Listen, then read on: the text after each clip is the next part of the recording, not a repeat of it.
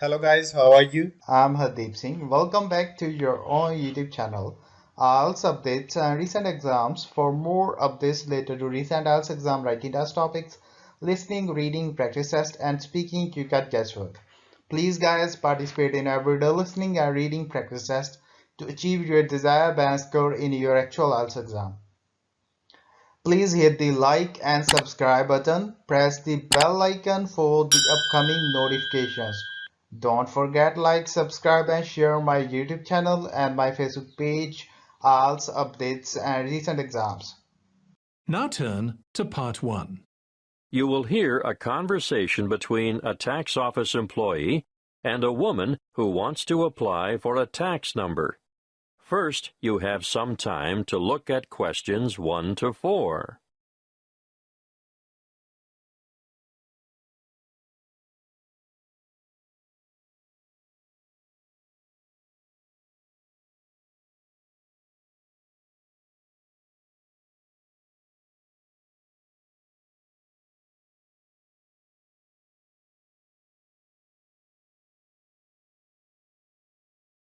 Now we shall begin.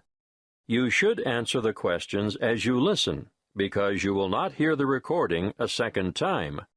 Listen carefully and answer questions 1 to 4. Good morning, tax office. How can I help you? I'd like to apply for a tax file number. Are you a citizen? No, but I'm told I still need a number. So what is your residency status? Are you a permanent migrant or perhaps a temporary visitor? Oh, I'm a permanent migrant. And you need a TFN? A what? A TFN. It stands for tax file number. Yes, what is that exactly? It's a unique number we issue to individuals and organizations to help administer tax collection and other government systems. Why do I need one? In actual fact, you don't. What do you mean? It's not compulsory, you know. But I should get one? Well, it's a good idea. Otherwise, you'll have more tax withheld from your wages or salary. In fact, you won't be eligible to participate in the PAYE, that's pay-as-you-earn system, and you couldn't apply for income support or other benefits. You wouldn't have to pay the Medicare levy, but then you wouldn't be entitled to claim Medicare benefits either. I'd better have one then. Okay. So you're currently living in this country, right? Yes. What kind of visa do you have? A working visa? Well, I did have one because after my student visa expired, I went back home and worked for a year before applying for a job here. The job turned out to be permanent and full-time, and my employers wanted me to settle here. So now I have a permanent migrant visa. Now, once you have a file number, you never need to reapply. Even if your circumstances change, for example, if you get married or decide to take an English name, they'll even use the same one when you retire and apply for a government pension. I see. Have you ever had a TFN before? No. Right. Let's get on with the application process now. Before you hear the rest of the conversation, you have some time to look at questions 5 to 10.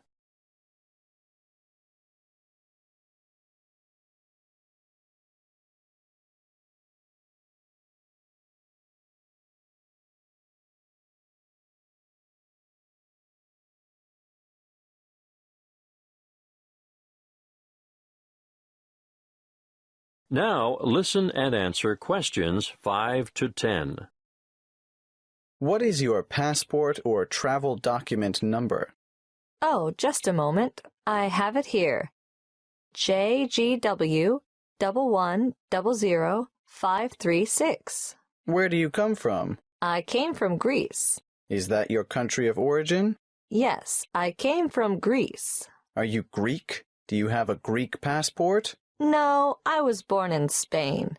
I have a Spanish passport, but I've been living in Greece. And where do you live now? Where will the department send your TFN? That's 1339 Harbor Drive, Hollywell. Postcode? 1517. Thank you. Now, what's the best way to get in touch with you? By phone, you can ring my landline number, 0955775076. I'm sorry, I haven't got a cell phone at the moment. I see. Can you give me the details of someone else we could contact if we can't get you during office hours? That would be my landlady, What's her name? Martha Pierce. Is that Pierce, P-I-E-R-C-E? No, it's P-E-A-R-C-E. And her number is? The same as the one I gave you. Yes, I've got that. Now, for some more personal details, what title do you use? Excuse me? Are you Mrs., Miss, or Ms.? I'm not married. Put me down as Miss. All right. What's your surname? Farina. What's your first name? Maria. Do you have a second or middle name? Well, two, actually. What are they? Rosa Anna. I'm guessing Farina is your maiden name, since you haven't been married. But are you known by any other names? Farina is my only surname, but people call me Mary. As a first name? Yes. When were you born, Mary?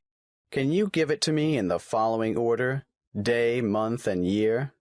The 15th of November, 1983. You're obviously female, so that brings me to the last question, which I don't really need to ask. What's that?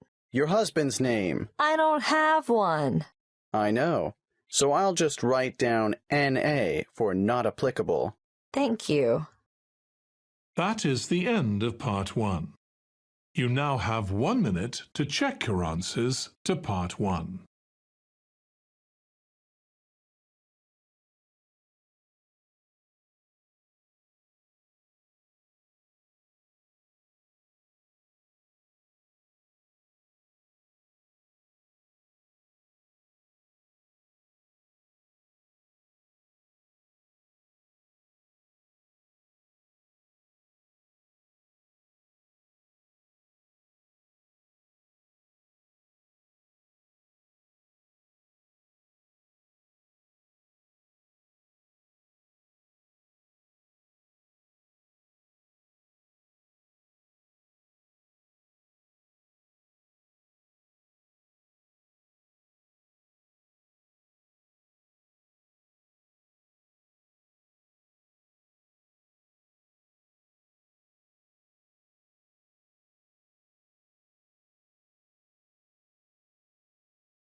Part 2.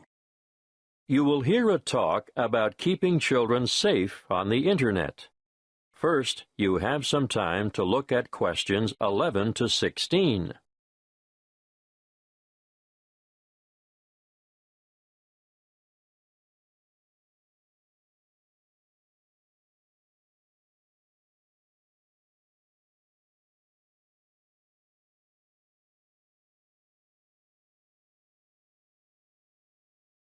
Listen carefully and answer questions 11 to 16. Thank you for coming. It's good to see so many of you interested in keeping your children safe on the Internet. What's in store? Well, firstly, I'm going to talk in general about some common sense ideas and rules for young ones using the computer. Then, I'll give you some information on free educational websites. Finally, we'll finish with question time. I'm sure most of you think that the Internet can be a frightening place in which to let your children roam loose. But let me remind you that it can also be a fountain of knowledge and education. The trick is to avoid the former and utilize the latter. There are programs available both in your local electronics supply shop and free to download that will keep your child safe to a certain degree on the World Wide Web.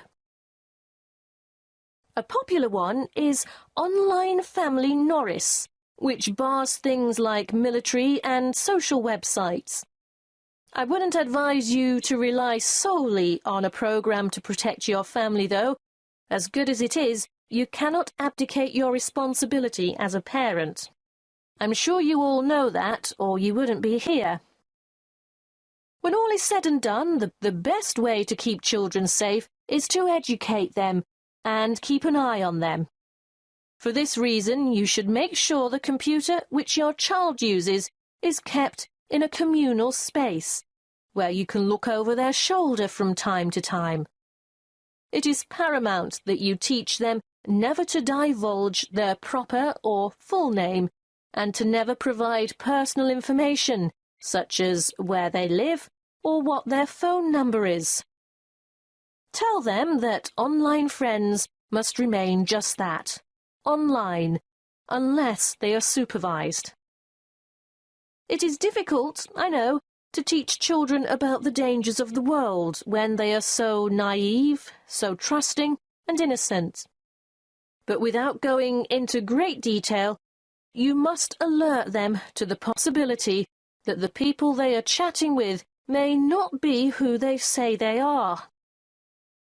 It's also sensible not to give them their own email address until they are old enough to use the internet safely. So, all communication from websites will go through you. When they are old enough to use social sites like Facebook and MySpace, teenagers need to know that whatever postings they put on the web will remain accessible forever. Nothing is ever really deleted there. And embarrassing pictures or remarks may come back to haunt them one day. For instance, when they apply for a job, they could jeopardize their chances, as the employer or human resources staff will look on the web to find out more about their potential employee, and they may be shocked by what they find there. Not the sort of stuff an applicant would want on his or her CV. It can also make them more vulnerable to bullying. Unfortunately, bullying on social sites is another thing to look out for, and I have to tell you, it's on the increase. It's a very difficult issue to deal with, but something that is more easily detected if the computer is kept in a family space. If we can put these negative issues aside, let's not forget that the internet is also a wonderful place for children of all ages. Teenagers may be mostly networking on social sites or completing research that they've been asked to do as part of their homework assignments, but younger children can get assistance with mathematics, spelling and reading on a variety of free and paid-for sites. Before you hear the rest of the talk, you have some time to look at questions 17 to 20.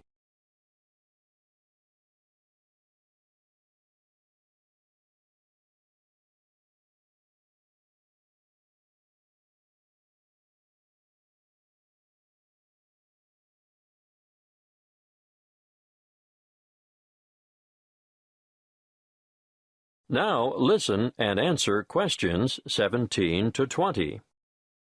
A good way for children to learn and have fun at the same time is the website mathtutor.com. They can practice mathematics on this site, no matter what their level, while they compete against other children from all over the world.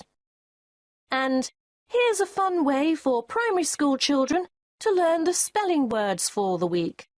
It can be such a chore for some children. They just type them in and play games to learn them. What's that? The website? Oh, sorry. Yes, you'll need to go to spellcity.com for that. The one I'm going to tell you about now is one of the most practical sites that's popular with people of all ages. Children, or parents for that matter, can learn to touch type as they sing along with songs. And there's a variety of funny characters to help you enjoy yourself as you learn. In this day and age, typing is essential, Everyone should be able to type fast and accurately. So, go to beeb.co/typing and try it out. Don't just leave it up to the kids.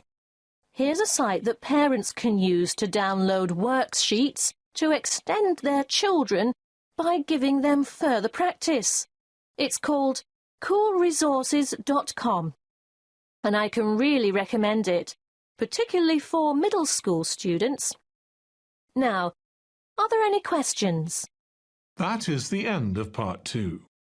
You now have 30 seconds to check your answers to Part 2.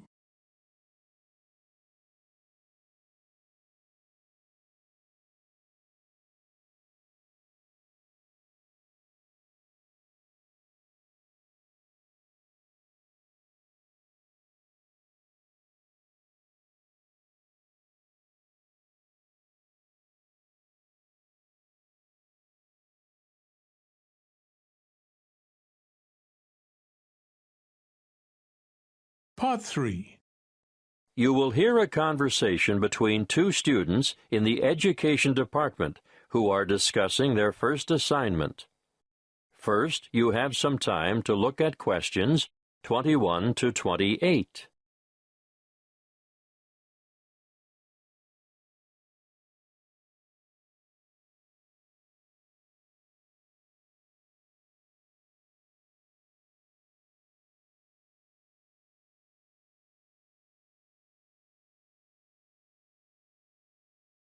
Listen carefully and answer questions 21 to 28.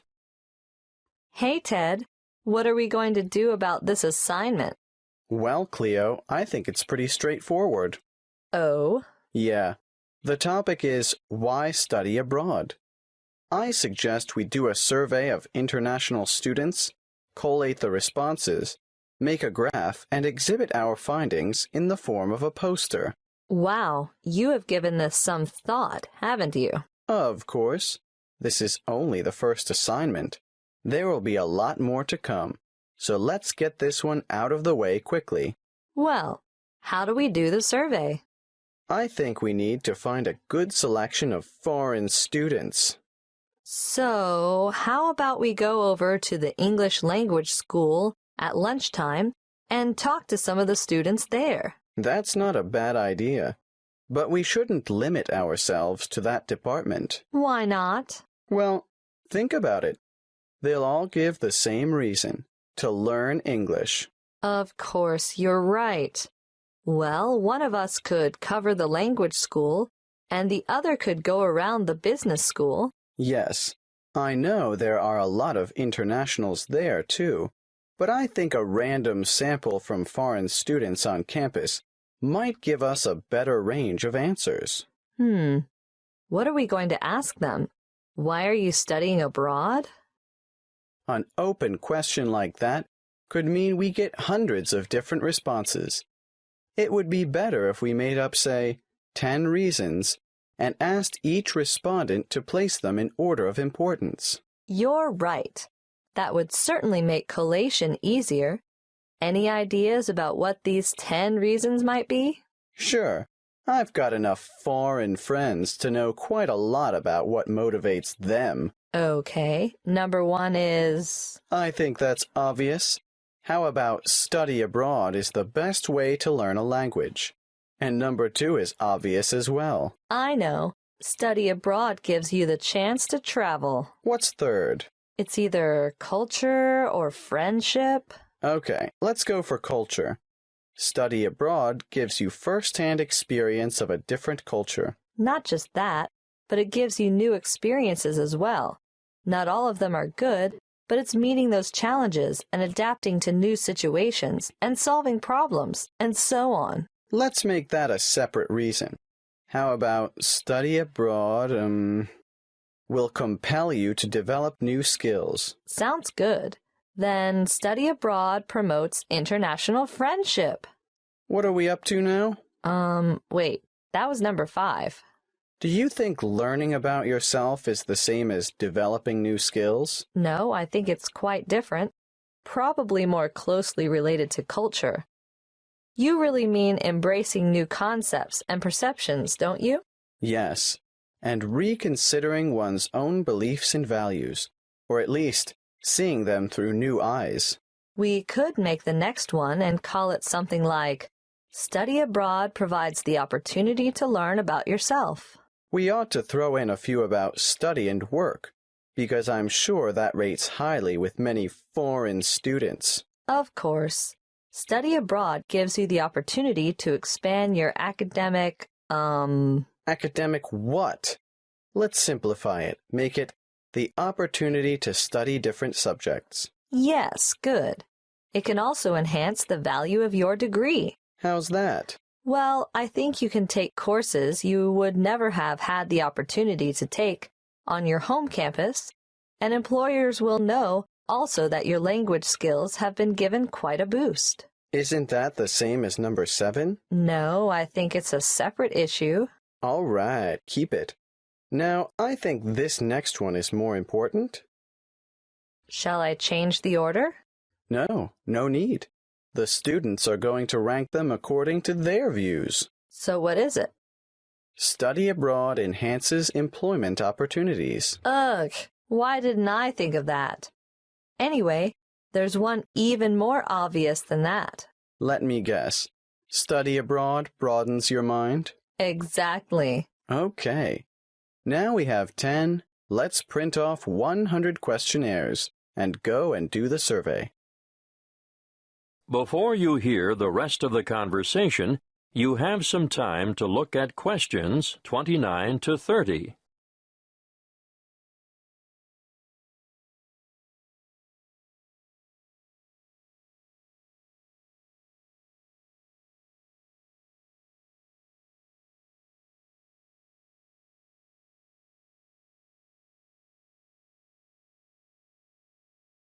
Now listen and answer questions 29 to 30. Did you hear about the National Geographic survey of American students between the ages of 18 and 24? Yes, it sounds as if they could benefit from study abroad. Did you know that only 1% of U.S. students currently study abroad? Anyway, back to that National Geographic survey. It was carried out internationally, and it was Sweden that came out on top. It's really amazing, isn't it? When given a map of the world, only 13% of American students were able to find Iraq, and the same for Iran. I know, and not surprisingly, I suppose, Afghanistan didn't fare much better. 83% couldn't locate it on the map. There must be something about that region. 76% couldn't identify Saudi Arabia either. But Asia didn't come off much better. Over half the students couldn't find Japan on the map. But do you know what's really incredible? Yes, I do. 11% of them couldn't even find their own country.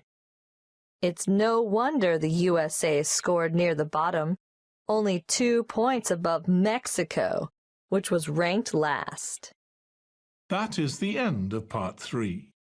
You now have 30 seconds to check your answers to part 3.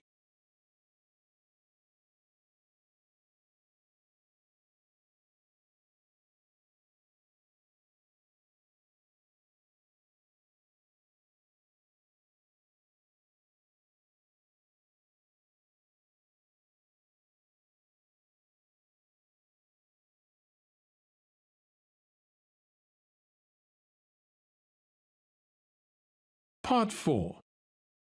You will hear a talk given by a lecturer in the Art History department. First, you have some time to look at questions 31 to 40.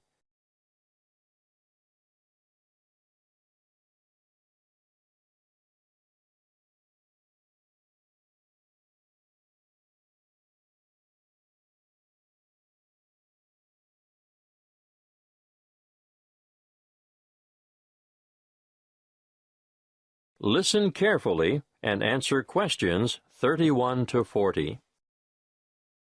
In this lecture today, I'm going to introduce you to an American painter, Charles Willson Peale. You may be familiar with his portraits, but did you know that he never even saw a painting till he was a grown man? He was born in Maryland in 1741.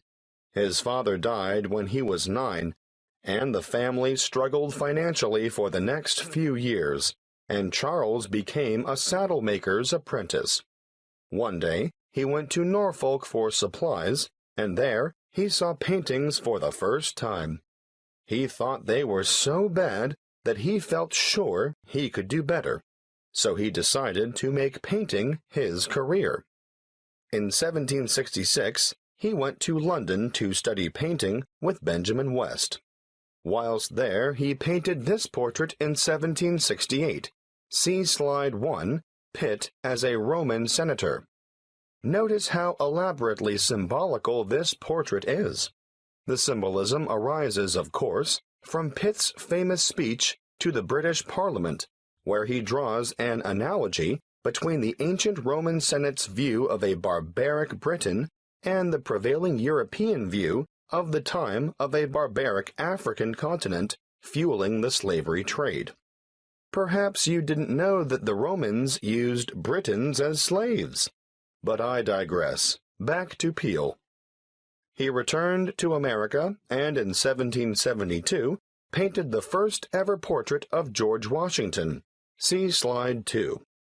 In 1773, he painted a group portrait of himself, his wife, mother, brothers, sister, his old nurse, and an unidentified baby. Just look at the slide. This painting is simply called the Peale family, and you can almost feel the exuberance of the family and their warmth towards one another. He enjoyed great success as a portraitist prior to the Revolution, and served with distinction in the Revolution. During this time, he became friends with George Washington, Benjamin Franklin, and Thomas Jefferson. After the war, he continued to paint, and when his wife died in the 1790s, as a result of her 11th pregnancy, he remarried. He had 17 children in all, naming the sons after famous painters or scientists. Although perhaps best known for his portraits of famous people, Peale liked novelty. Look at this slide of his 2 sons, Raphael and Titian, life-size, climbing a narrow stairway. This painting, The Staircase Group, 1795, was exhibited in a doorway as a trompe-l'oeil, and it is said that it did, in fact, fool the eye of George Washington. Even as far back as 1772, we can see his desire for difference in Rachel weeping. It's a rather macabre portrait of his first wife crying over the death of one of their children, their daughter Margaret. I'd like to show you one more slide to demonstrate his innovative approach. This is a portrait of his brother, James, sitting at his desk at night, with only his face illuminated by a lamp. This was painted much later than the others, in 1822. You know, Peale believed anyone could learn to paint, and he taught painting to his brothers, sisters, sons, daughters, nephews, nieces, and other relatives.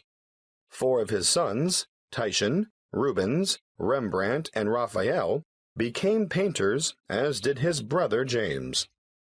Before I finish, I'd like to tell you a bit more about Peale. He was active in politics for several years, and throughout his life, he maintained a lively interest in many branches of science. He was also an inventor who gained patents for a fireplace, porcelain false teeth, and a new kind of wooden bridge. He collaborated with Thomas Jefferson on what was known as the polygraph, a kind of portable writing desk. But it wasn't any ordinary desk. This one could make several copies of a manuscript at once. He also wrote papers on a wide variety of subjects, from hygiene to engineering. Oh, and he also tried his hand at inventing a fairly primitive but innovative motion picture technique, new types of eyeglasses, and a velocipede, which is a precursor to the bicycle. Now, some of the original velocipedes had pedals and some didn't. You sort of scooted along on them using your feet. Unfortunately, I can't remember which type it was that Peale worked on. He's also remembered for his work as a naturalist. He established the first scientific museum in America, and he even invented his own system of taxidermy. For those of you who aren't sure what taxidermy is, it's the art of preparing, stuffing, and presenting dead animals so that they appear lifelike. He was also well ahead of his time in that he placed his animals in a simulated natural environment. His most magnificent exhibit, however, was the complete skeleton of an extinct mammal known as a mastodon, which he helped excavate. The event was memorialized in his extraordinary painting, The Exhuming of the Mastodon. That is the end of part 4. You would now have 10 minutes to transfer your answers to the answer sheet. So guys, don't forget like, subscribe and share my YouTube channel and my Facebook page. IELTS updates and recent exams. For more updates related to recent IELTS exam writing test topics, listening, reading, practice test and speaking, you got guesswork. Please guys, participate in everyday new IELTS listening and reading practice tests to achieve your desired band score in your actual IELTS exam. For more IELTS material, visit my official website www.ieltsupdatesandrecentexams.com. The link is given below in the description. If you need PDF files of latest IELTS material, then please join my Telegram channel. So guys, please write your score below the comment section. Again, thanks for listening. God bless you all guys. Stay tuned, stay safe.